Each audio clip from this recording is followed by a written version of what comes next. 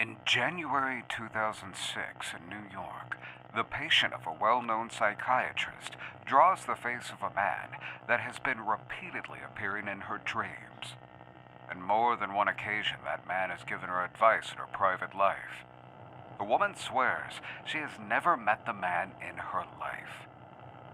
That portrait lies forgotten on the psychiatrist's desk for a few days, until one day another patient recognizes that face and says that the man has often visited him in his dreams. He also claims he has never seen that man in his waking life. The psychiatrist decides to send the portrait to some of his colleagues that have patients with recurring dreams. Within a few months, 4 patients recognize the man as a frequent presence in their own dreams. All the patients refer to him as the man. From January 2006 until today, at least 2,000 people have claimed that they have seen this man in their dreams in many cities all over the world. Los Angeles, Berlin, Sao Paulo, Tehran, Beijing, Rome, Barcelona, Stockholm, Paris, New Delhi, Moscow, etc.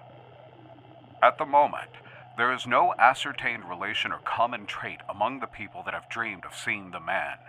Moreover, no living man has ever been recognized as resembling the man of the portrait by the people who have seen the man in their dreams.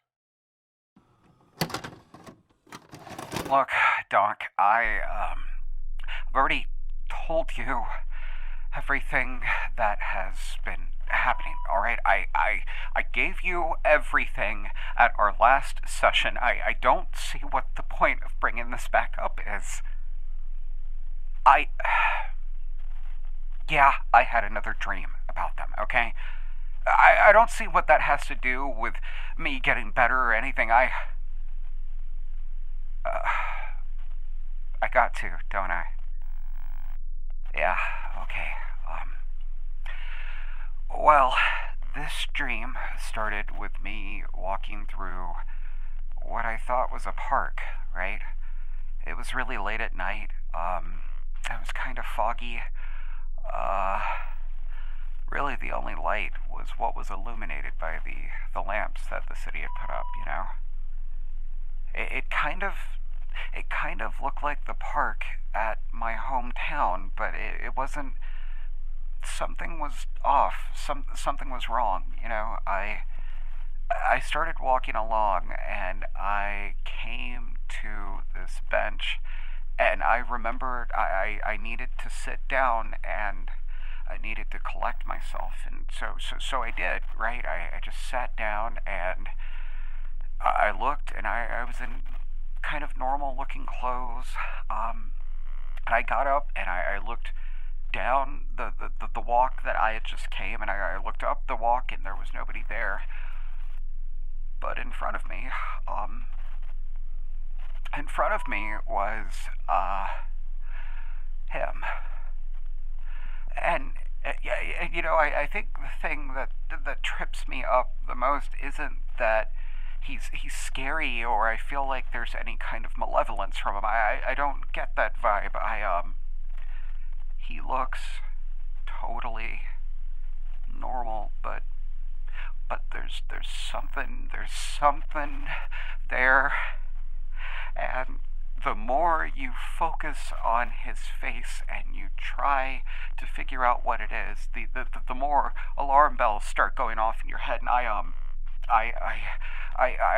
felt myself starting to breathe a lot faster, and the man, he started walking towards me, and I felt my heart racing, and I don't know why, but I had it was the most horrible feeling about him getting closer to me, and he walked so slowly, and he didn't blink.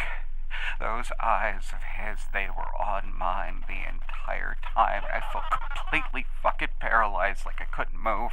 And he got closer and closer, and I remember willing everything that I had in my body, just get out of this, get out of here, do something, just get the fuck out. And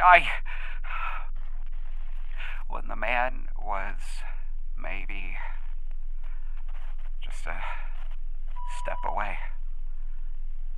That's when I woke up. And, I called you, if you remember. I know it was late, but, I had to. I had to tell somebody, anybody, about him showing up again. What?